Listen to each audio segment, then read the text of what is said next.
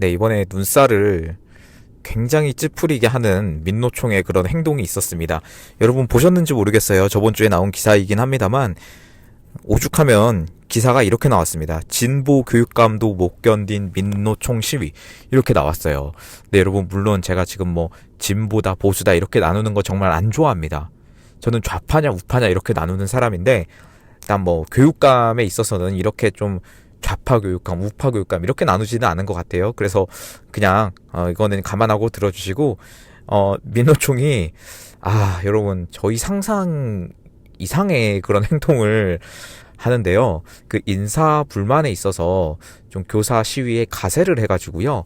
직원의 출입을 그 교육청에서 막고 그 로비에서 이제 대변을 놓는, 정말 저희의 상식으로는 상상하기 어려운 그런 행동을 지금 하고 있습니다. 거기에 맞춰서 이제 서울교육청에서는 이제 불법 시위를 멈춰라 이렇게 말을 하고 있는데요. 여러분, 이게 상상이 가시나요? 여러분, 이런 행위들을 하는 게 지금 민노총 인사들이 교육청을 점거해가지고 직원들 출근을 막고 로비에서 뭐 이런 짓을 하고, 황당한 시위입니다. 황당한 시위. 지금 12일 날 서울시 교육청이 기자회견을 열었는데, 그러니까 뭐 일상적으로 교육청은요, 이 서울 교육청은 시위가 일상적이에요, 되게.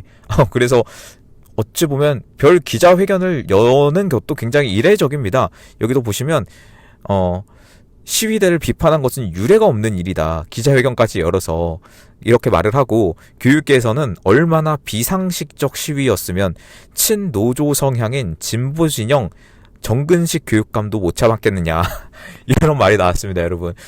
진보 교육감도 혀를 내둘를 정도로 아주 이 시위 방식이 좀 기괴합니다, 진짜로, 여러분.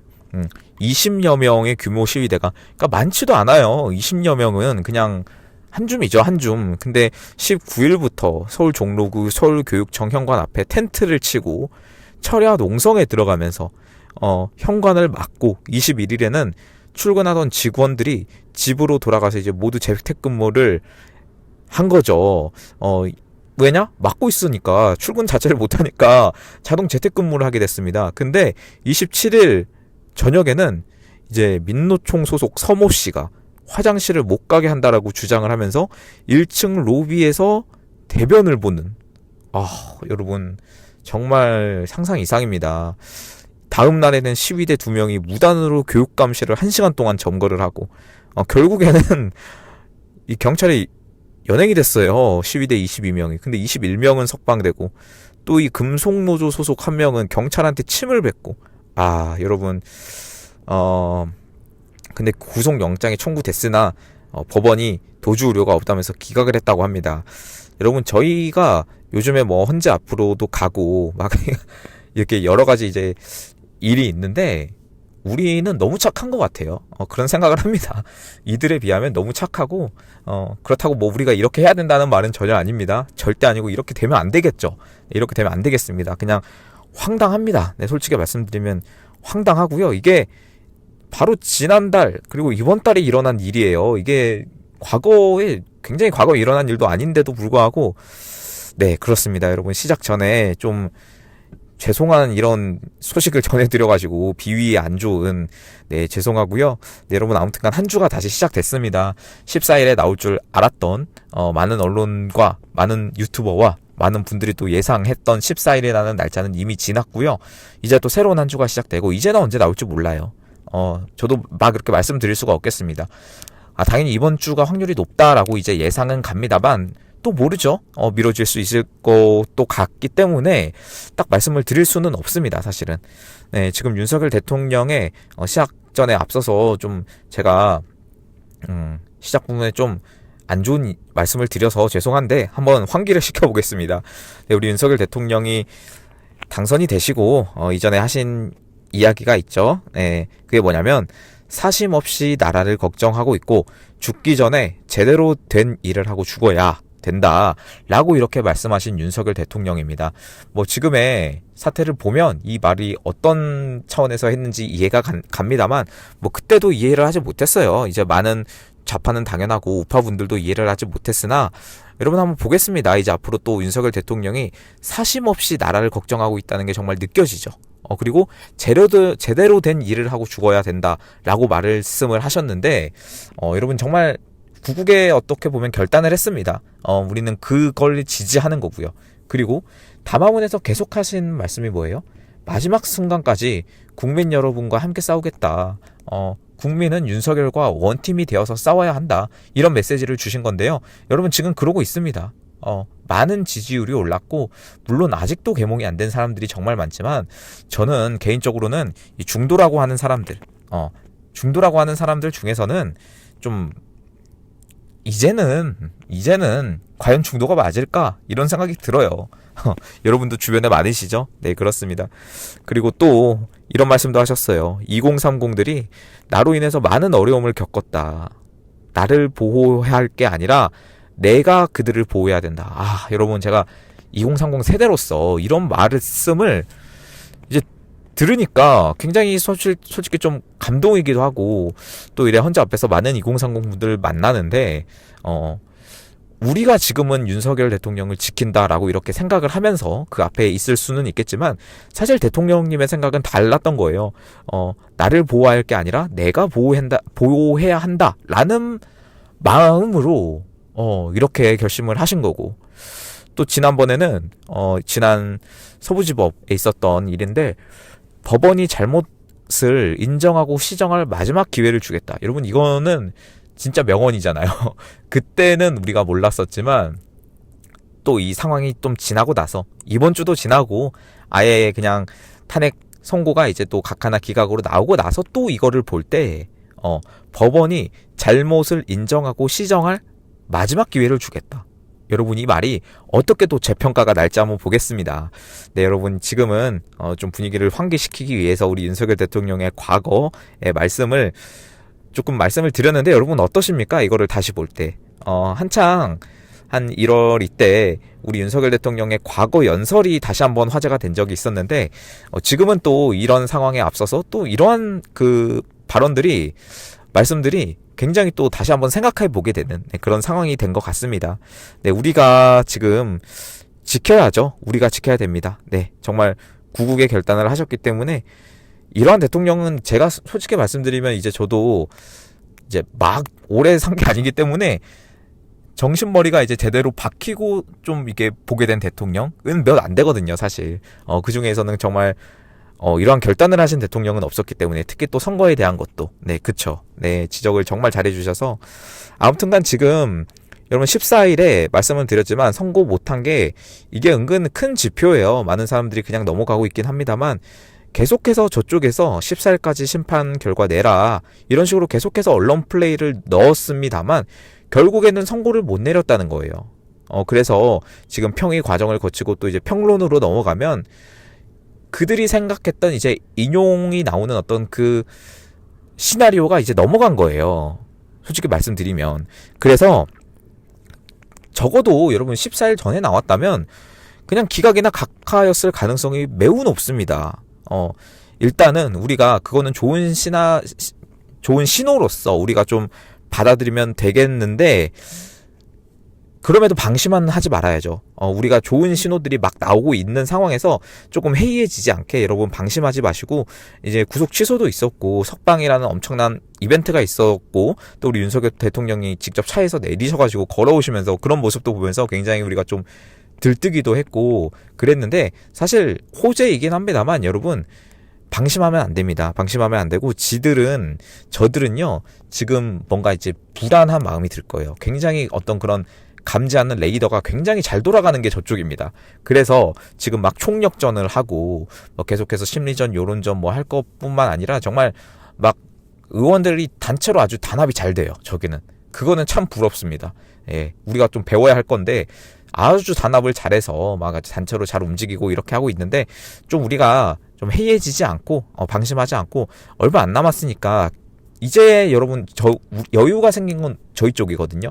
지지율도 지지율이지만 저쪽에서는 계속해서 빨리 해라 이런 식으로 압박을 할 거예요. 근데 우리가 지금 빨리 선고를 기다려야 될 거는 먼저 한덕수 총리다. 한덕수 총리가 나오면 또 상황이 바뀔 수 있다. 왜냐면 제가 이전 두 개 영상에서도 계속해서 말씀드렸지만 의결 정족수라는 문제가 굉장히 불거질 거예요. 그러면 이 기존에 있던 헌법재판관 2명 새로 임명된 정계선 조한창에 대한 것도 다시 한번 문제가 삼을 수밖에 없고, 그러면 다시 한번 또 각하에 대한 가능성이 커지는 거고, 이게 딜레마기 때문에 헌법재판소 입장에서는 우리가 조금 더 집중해서 얼마 안 남았으니까 좀 가볼 필요가 있겠습니다. 물론 얼마 안 남았지만 여러분, 지금 얼마 안 남았다고 표현하는 게 탄핵 심판 선고가 얼마 안 남았다는 거지, 윤석열 대통령님 돌아오시면요 그때부터 시작이에요. 여러분, 더 큰 싸움이 시작될 거고, 진짜 그때부터 시작입니다. 할 일이 너무 많으십니다. 한두 가지가 아니에요. 여러분, 지금 12월부터 해가지고 많은 우리나라의 이 시스템들이 이 정도까지였나? 라는 생각이 들 정도로 굉장히 좀 현타가 올 정도로 이런 나라에서 정말 위험한 상황이었구나라는 거를 여러분 많이 느끼시죠. 그거를 다 바로 잡으려면 얼마나 할 일이 많으시겠습니까? 진짜 분신술을 쓰셔도 정말 몸이 모자랄 정도로 그런 상황이 올 텐데, 여러분 그때도 계속해서 응원을 해주시면 좋겠습니다. 네, 여러분, 저는 앞으로도 이번 주도 계속해서 헌법재판소에 집중을 할 것 같은데요. 지금 주심이 정영식 재판관이죠. 이번 헌법재판소의 이 탄핵 심판의 주심이 정영식 재판관입니다. 정말 다행입니다. 여러분, 다른 사람이었다고 생각해 보세요. 예를 들어 이미선 주심이라고 생각해 보세요. 끔찍합니다, 여러분.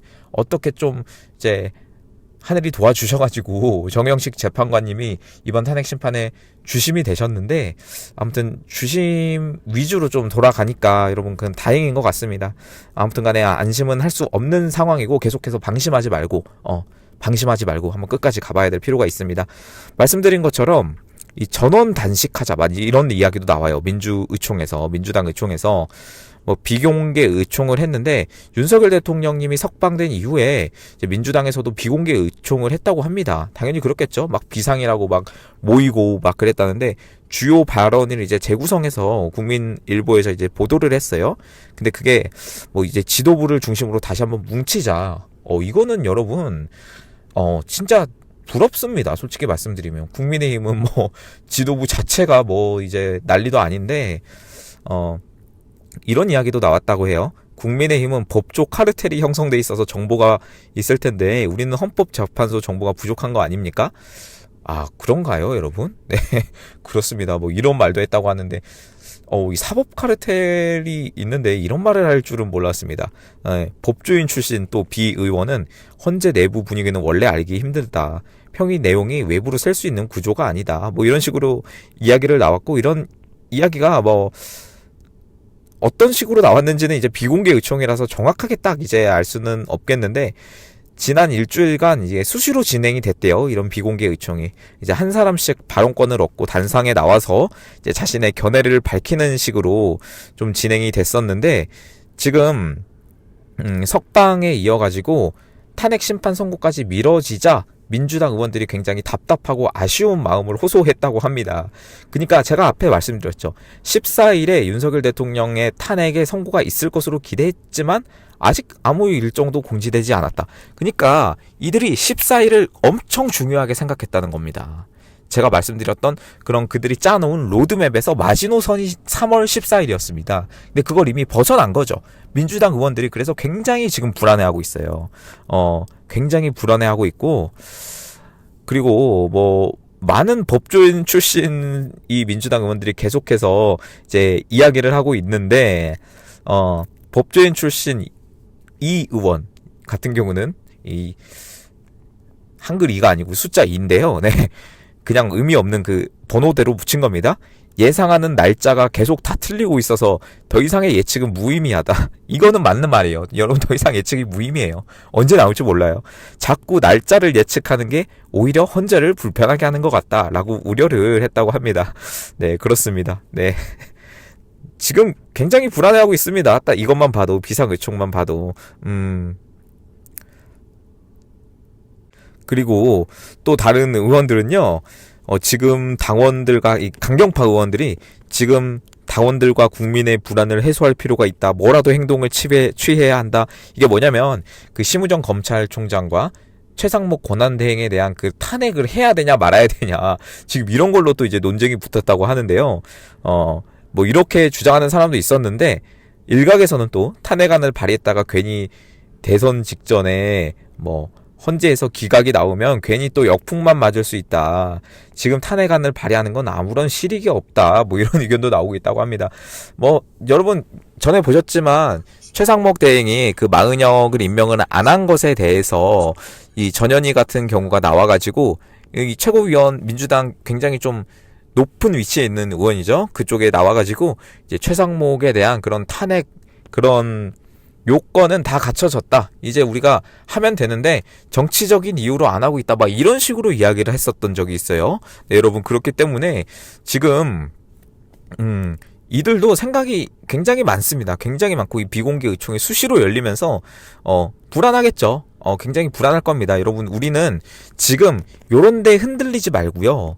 계속해서 지금 우리가 여러분 국민의힘을 믿습니까? 지금 누굴 믿겠습니까? 지금 국민의힘에서 나경원 의원이 탄핵 반대, 탄핵 각하 탄원서를 헌재에 제출을 했는데 2차에까지 빠진 의원들이 26명.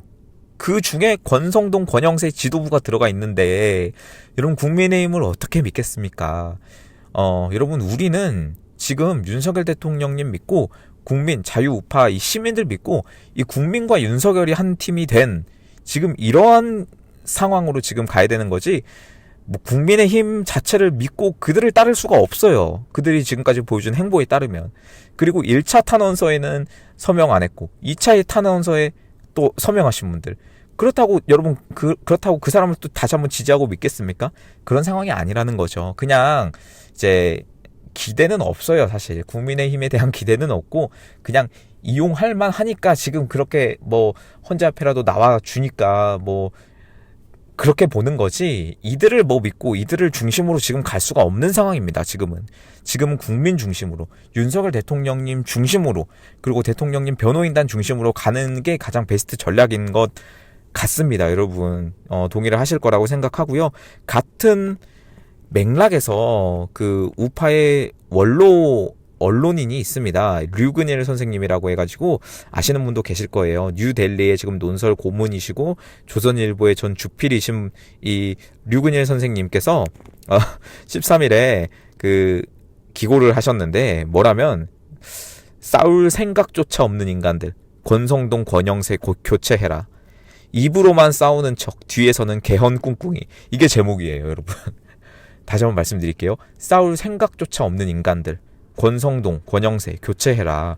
입으로만 싸우는 척 뒤에서는 개헌 꿍꿍이. 여러분 이게 제 지난 영상을 보시면 알겠지만 이 권성동, 권영세에 대한 내용은 이 제목의 내용과 굉장히 일치해요. 맥락이 일치해요. 너무나 제가 그 머릿속에 있는 생각을 정확하게 이제 말씀을 해주셨습니다. 지금 윤석열 대통령님과 대한민국 진영이 새로운 결전을 준비해야 된다. 대통령 탄핵을 각하가 되는 것을 전제로 해서 이제 새로운 결전을 준비해야 된다. 라고 이렇게 말씀을 해 주셨습니다. 뭐 이거 기고문에 대한 내용을 다 말씀드리기는 좀 시간이 없는 것 같고, 지금 어떤 세력으로 지금 다시 뭉쳐야 되냐면, 김문수, 나경원, 윤상현, 김민전, 강수영, 장동혁, 주진우, 박수영, 박대출, 강승규, 조배숙 등을 중심으로 새로운 투사형 지도부를 구성하고 윤석열 대통령과 긴밀한 협력 관계를 구축하라 라고 말씀을 해주셨습니다. 여러분 어떻게 생각하시나요? 이런 투사형 지도부, 그러니까 싸울 수 있는 사람을 지도부로 만들어라 라는 거죠. 이 말은 굉장히 동의합니다. 여러분 앞에 나온 그 장관님이나 의원들을 어떻게 생각하실지는 모르겠습니다만 맞습니다. 저는 맞다고 보고요. 그리고 배척해야 될 대상으로도 말씀을 해주셨어요. 그게 뭐냐면 한동훈, 오세훈, 안철수, 유정복, 김태흠, 김영환. 너무나 맞는 말이죠. 너무나 맞는 말입니다. 지금 한동훈 깔짝깔짝 나오려고 하고 있는데요. 아직도 여러분 그런 제가 한동훈을 까면 댓글이 달려요. 한동훈과 윤석열은 한 팀이다. 이제 나오면 볼 것이다. 진짜 그만 좀 하시고요. 정말 나오면 저희 채널은 그런 채널이 아니니까요. 다른 데 가셔서 하시는 게 훨씬 여러분의 그 시간을 아끼시는 방법일 것 같습니다. 그런 댓글을 다신 분들은. 네, 그렇고 아무튼 간에 지금 뭐 2017년에 이제 박근혜 대통령, 그리고 2025년에 윤석열 대통령, 우파 대통령 탄핵이 연속으로 국회 표결을 통과했다는 것은 여러분 정말 심각하게 받아들여야 됩니다.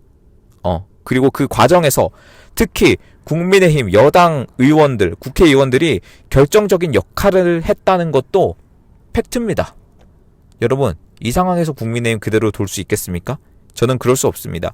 정체성이 다른 자들은 좀 민주당으로 가세요, 제발. 민주당으로 좀 가시고, 이 류근일 선생님께서 말씀해 주신 것처럼 투사형 지도부를 다시 한번 구성하는 게 너무나 맞다라고 저는 꼭 다시 한번 주장을 합니다. 뭐 주진우 의원 같은 경우는 뭐 이제 말이 갈리기 때문에, 과거가 있기 때문에 뭐 그렇다 치더라도 뭐 일단은요, 한번 해보겠습니다. 이대로 됐으면 좋겠고요. 여러분 다시 한번 말씀드리지만 마지막까지 방심하지 마시고 이번 주도 정말 중요한 한 주가 될 것 같습니다. 뭐 저번 주에도 말씀드렸습니다. 저번 주 시작할 때도 이번 주가 정말 중요한 주입니다 라고 말씀드렸는데, 이번 주는 더 중요합니다. 여러분들 계속해서 도와주시고요. 라이브를 함께 해주신 분들 너무 감사드립니다. 그리고 개인적으로 후원해 주신 분들 제가 영상 마지막마다 언급을 드리는데 다 못 불러드려서 그렇습니다. 여러분들 덕분에 제가 이렇게 채널 계속 운영할 수 있고 라이브 할 수 있고 채널 영상도 만들 수 있습니다. 여러분 너무나 감사드리고요. 오늘 방송 여기서 마치도록 하겠습니다. 또 저녁에 뵙겠습니다. 네, 감사합니다.